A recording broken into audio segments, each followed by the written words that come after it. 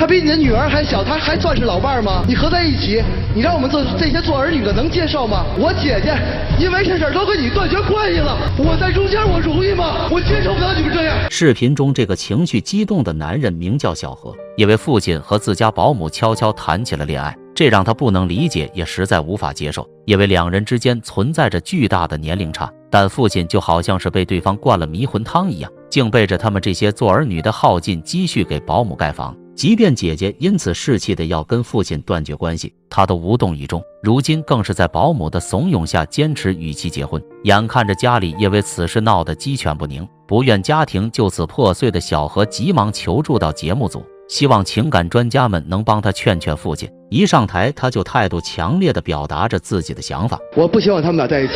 为什么呀？首先，我爸爸47年生人，今年65岁，他80后，跟我媳妇儿一边大，他怎么能当我的后妈呢？确实，这事放一般人身上还真有点接受不了。别的暂且不说，后妈跟自个年龄差不多大，这他们要是结了婚是喊姐姐还是妈呀？说到这，就不得不好奇起何叔与小燕的相识了。毕竟按理来说，年龄差距如此之大的两人，在生活中应该不会产生什么交集才对。那两人究竟是怎么相识的呢？说来话长啊。我爱人03年去世了，我呢就认识到人生这么短暂的就过去了，不如该享受的时候就享受。就和我的一些个老朋友呢，经常去外边吃饭，有时候还去一下洗浴中心做足疗、按摩什么的。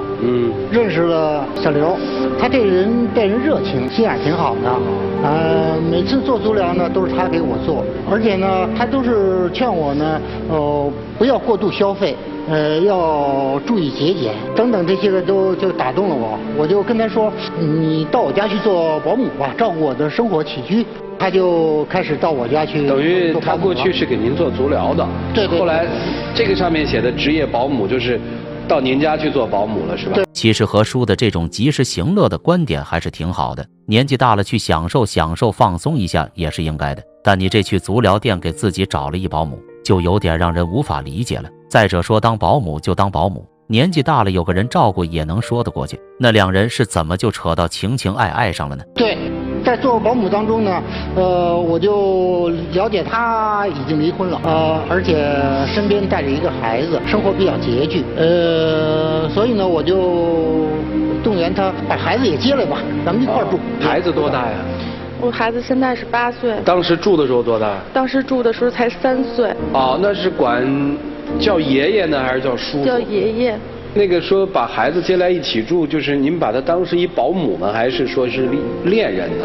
那会儿反正多少我有爱慕之心了。原来在小燕去到何叔家当保姆之后，两人在日复一日的相处中也渐渐产生了情愫。为了讨取小燕的欢心，何叔甚至还接来了小燕的孩子一起生活。听到父亲现场表示起了对小保姆的爱慕之心，一旁的小何听不下去了，当即打断父亲质问起他来。何止还是爱慕之心啊！哎，就算是恋人又怎么了？那爸爸，我现在可以说话了吗？可以说。妈妈去世以后，你一个人孤单，你需要照顾，可以啊，请保姆没有反对啊，那只是保姆嘛。你找个老伴儿可以啊，一个人孤孤单单的找个老伴儿，找个岁数差不多的嘛。你猛的一把。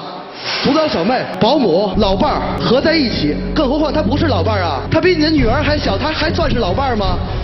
你合在一起，你让我们这些做儿女的能接受吗？确实如小何所讲这般，何叔的这波操作着实让人有点无法接受。足疗妹变保姆，现在眼看着又要变后妈，这个谁受得住啊？更何况这还找了个年龄差这么多的。然而听完儿子这番话，一旁的何叔是仍不觉得自己的做法有问题，还自顾自的先委屈上了。我们这样怎么了？又给你们造成什么困难了？又造成什么损失了？不生气啊，把情绪平复一下。我就感觉，婚姻已经自由了，年龄不是差距。对，我们俩确实有感情，也是一步一步来的啊，也是属于符合法律。对，就这样在共同生活。确实，站在何叔角度上看，人追求自己的爱情，这是确实无可厚非。但常言道，男人嘛，大多都喜欢老牛吃嫩草。何叔爱上年轻体贴的小保姆也实属正常。那面对这个在年龄上做自家父亲也绰绰有余的男人，小燕是出于什么样的心理呢？对此，主持人不禁当场向他问出了这个问题。什么时候你发现你也爱上了何叔呢？08年吧，因为他对我的孩子特别的好。我前面是有一段很失败的婚姻，因为农村重男轻女，我生了一个闺女。那实际上面等于从08年开始你们就相爱了，在一起了，现在4年了。对，是这样。就是因为何叔对你孩子好，所以你爱他是吗？那你自己爱何叔吗？爱。那你对他有什么要求吗？我现在很没有安全感我现在很怕看见他的儿女你的意思是你要求你跟他结婚以后，你们不跟他儿女往来了？不但是我至少他们现在动不动就扔我的衣服，说我是保姆，让我离开。好家伙，原来这两人都已经谈了4年之久了。按理说已经那么久的时间过去，两人相处的都还不错，说不定这两人还真是真心相爱呢。既然这样，何叔的儿女们为何还要这般执意反对呢？难道除了对于他们年龄差距的芥蒂，背后还有着其他的原因吗？对于这个问题，还没等到儿子说话，一旁的何叔许是见不得心上人委屈，便开始维护起小燕来。我今天到这来的目的，之所以到这来也是想让我的儿女们了解我们的真爱同意我们俩结婚办手续，他就是要一个名分。那您的意思，他要名分是什么意思啊？要名正言顺的结婚呢他是要一个正经。爸，你醒醒吧，何止名分呀！见自家父亲至今还这般袒护着小燕，一旁的小何实在是坐不住了。本来本着家丑不可外扬的想法，没想着把事当场摊开的他，索性直接打开天窗说起亮话来。我跟你说，我都磨破嘴皮子了，你还不明白吗？你说他给咱当这几年保姆，他挣了多少好处啊？你让我一五一十说出来吗？不就是每个月2500吗？何止啊！我爸爸那时和我妈妈辛辛苦苦，一共有100万存款。自从我妈妈去世以后，到现在变成50万存款了，其中有10多万是我爸爸自己花的，剩下的呢，不全给他去农村那边盖房去了吗？什么农村盖房？他家盖房我爸爸花的钱。听到小何提到这事，刚还一脸委屈说是真爱何叔的小燕，眼神立马闪躲了起来，看来是确有此事啊。那这是究竟是什么时候发生的呢？哪年呀？那是在08年左右的时间。我去了一趟他家，看到他家这个房子确实挺破旧的，于是呢，我就说呢，在你的房子上翻修一下，盖个房子吧，就整整盖了一套房子，这是我花的钱。我没有要过，他们都不相信。盖了吗？盖了，确实盖是盖了。这个我倒理解。你说一个家里面保姆，咱家给他盖了个房子，这是为什么呀？就是08年时候我去了一趟他家，我看到他家确实房子也。您是以什么身份去的？是雇主的身份，还是未来的准女婿的身份？当然我是以雇主了。好家伙，感情在两人刚相识时，何叔就给盖了套房啊！这要说小燕没从中间撺掇着什么，估计也是不太可能的吧。毕竟谁都不是傻子，怎么可能就这么平白无故的就搭上这么多钱给人盖房子？这怎么解释都有点说不通吧。事情说到这，见父亲还搁这替着小保姆说话，小何是气不打一处来，直接控诉起自家父亲。这就说不通了。对我爸，你别不承认，你就是被迷了心窍了。你不想跟他好，你干嘛给人家盖房子？100万，是他们30、40年辛苦恩爱劳动的结晶，跟这个女人3年花了一半。你说我们做儿女的替不替我妈心寒呀？小何现在的心情也能理解，面对自家父亲现在这般色迷心窍，难免内心会有点不舒服。更何况现在父亲交往的女人很有可能是抱着其他目的的，这目的相信不用多说，在场人也很是心知肚明。事情发展到这，主持人不禁问了一个更现实的问题：现在你们住的房子是什么性质的？是我的楼房。您的楼房？对。多大呀？2居室。这房子有什么打算吗？就是我住着，有什么打算吗？没有什么打算。您跟他结婚之后，这房子有什么打算吗？结婚以后没有什么打算。你能没有什么打算？你都给人盖了房了，就不差你这个房了。他什么打算？我心知肚明。听到父亲这番话，小何气得说话都变得结巴起来。不过他的顾虑也着实正常，毕竟老话常道，不怕贼偷，就怕贼惦记嘛。见小何话都说到这份上了，一旁的小燕是坐不住了，忙不迭的再度给自己立起痴情女的人设。我不管怎么跟你们说，你们都觉得我是贪图什么？其实我留在这里就是为了你爸。来做保姆之前，你爸就跟我说，他一个人没有人，很孤单，然后需要有个人来照料他的家。这不用你操心，我们可以跟我爸再找老伴，再找保姆。你们知道，我是曾经想过离开何叔，但是何叔身体很不好，而且他有血压高，他有时情绪一激动起来，他经常都会给我打电话。那这么说吧，你就算想当我，你对我爸爸有感情，舍不得离开他，你没有轰你啊，你可以继续给我爸爸做保姆啊，为什么要不要结婚呢？欺负我，你也知道我爸爸，你们很欺负我，你们扔我的衣服，说句大不敬的话，我爸还能活几年啊？小何，你何必为了这几年的名分呢？看来小何见察有方啊。面对小燕在台上的假惺惺，他是当场就将她掀了个底朝天，这让现场观众也不禁直称给力。然而人选择当绿茶婊，肯定是有点功夫在身上的。这不见自己的话被拆穿后，小燕面上是不见一丝的慌乱，继而还开始哭啼啼的卖起惨来。没有明白你们很欺负我。小哥，你说了一个，是因为你非要跟我爸爸结婚，我们对你的态度才改变的。小何，你说没有？我结婚是近几年才要结婚的，因为你们太欺负我了。眼见两人又要再度争执起来，主持人忙控起场来。我正好问问事实了，近几年是近到什么时候啊？今年、去年、前年？前年1010年，10年，谁提出来的？10年以前，我提出来的。你提出来的是吧？为什么呀？因为他们扔我衣服。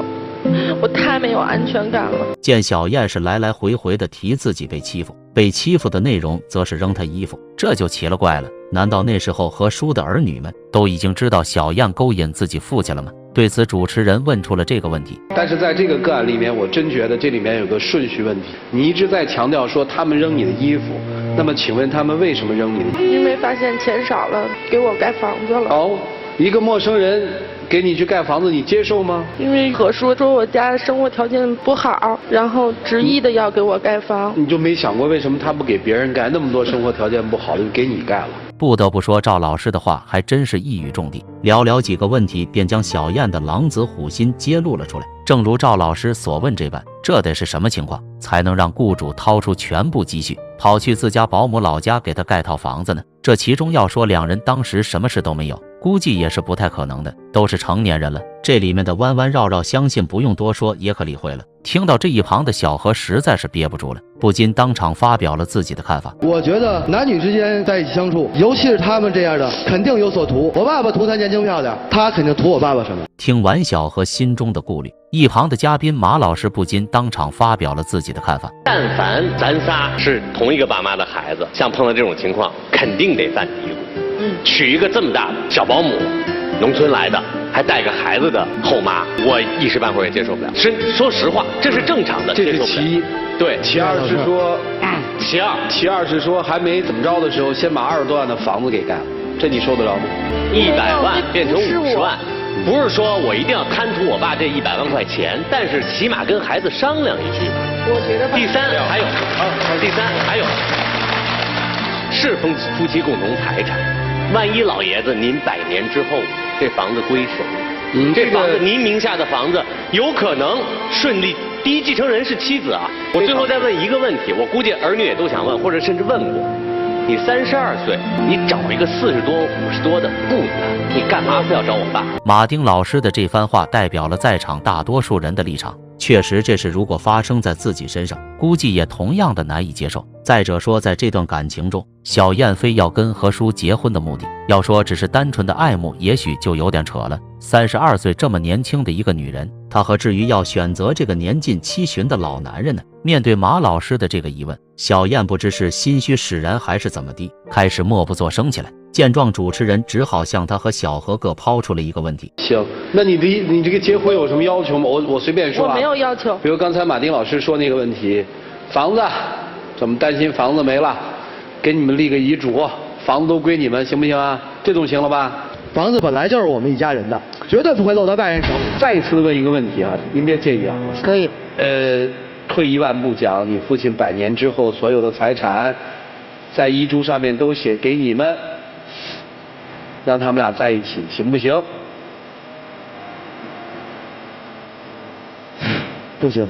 他如果把所有的财产什么的都给他了，你还跟他结婚吗？是，就是咱们不是图那个，我不图。面对主持人的问题，两人都给出了自己的答案，但话的真假性估计也只有他们自己心知肚明了。毕竟对于作为儿子的小何来说，如果自家老父亲真的遇到一个对他体贴照顾的老伴，想必也是会真心替他高兴的。而作为想成为何叔伴侣的小燕来说，如果不图钱，真心喜欢何叔的话，想必最终也会得到自己想要的结局。事情发展到这，夹在两人中间的何叔内心又是怎样的一个想法呢？您结婚的这个决心坚定吗？当然坚定。坚定啊！坚定。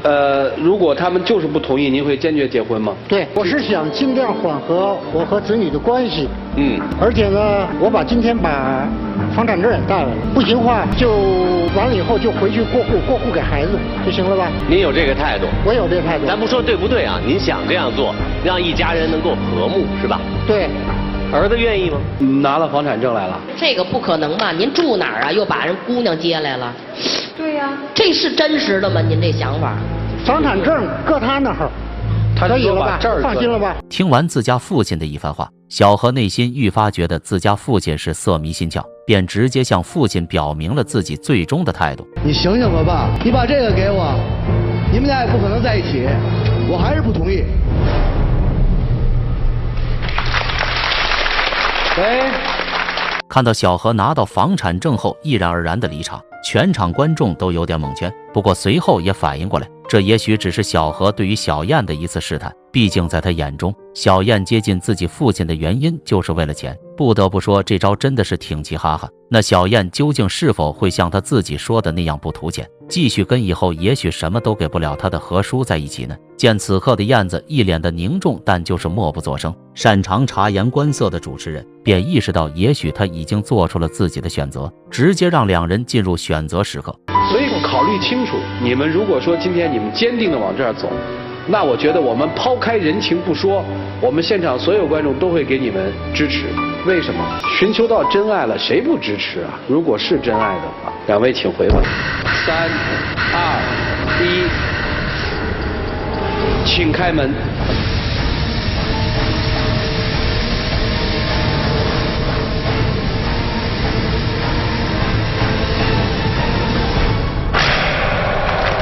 视频的最后可以看到，小燕选择了放弃，只图刘老爷子一人在现场。这个结局可以说完全在意料之中，在这里不太能单方面去定义谁对谁错，毕竟在现在这个社会，感情里人有所图再正常不过。不过也不是所有人都是这种想法，我们不能强求别人，但可以选择让自己去做那个真诚的人。视频到这就结束了，屏幕前的大家对这段忘年恋有什么看法？欢迎在下方留言区评论留言。